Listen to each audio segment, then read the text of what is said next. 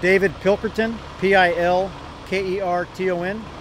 Battalion Chief, San Diego Fire Rescue Department.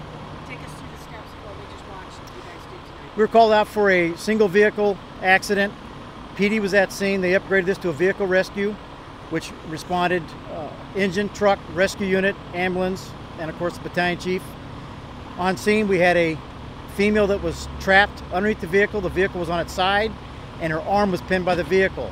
Looking at the vehicle the way it was, the vehicle could have easily tipped over, so we had to shore the vehicle up and stabilize it before we can make any type of extrication process. One of the secondary effects that we had as a hazard is this vehicle hit a light pole.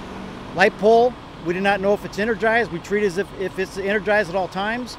We contacted streets, they came out, and if you take a look later on in the pictures, there was live wires, 240 volt up to 10,000 kilovolt, that was live about 18 inches from the fence, which would have energized this whole fence up and down Montezuma, and eventually if it sparked, it could have caused a brush fire going up this canyon, up Alvarado Estates right here. It took a long process once we stabilized the vehicle. Once we had the victim's arm freed, we extricated her and transported the victim to the hospital. Was she actually, was her body actually holding part of the car up, the door frame? How was she physically trapped?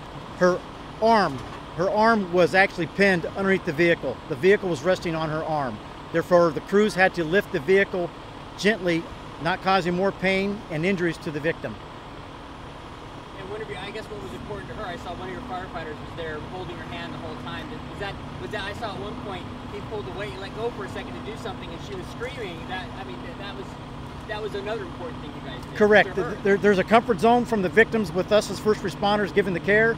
The good thing is she had good movement to her arm, so we knew that her arm was still having circulation to at least her lower extremities to her fingers. And more importantly is she was conscious, she was talking to us the whole time. She was able to, had a citizen nearby contact her father to respond here. And fortunately, hopefully when she's assessed at the trauma center, that her injuries aren't as severe as what we think. When we watch you guys work, we see teamwork, we don't see there's not a lot of discussion. It's almost as if everybody knows exactly what to do, right? The crews train all the time for vehicle extrications. You know, every incident is different. However, we have the tools, the training, and the expertise, and these firefighters do a great job.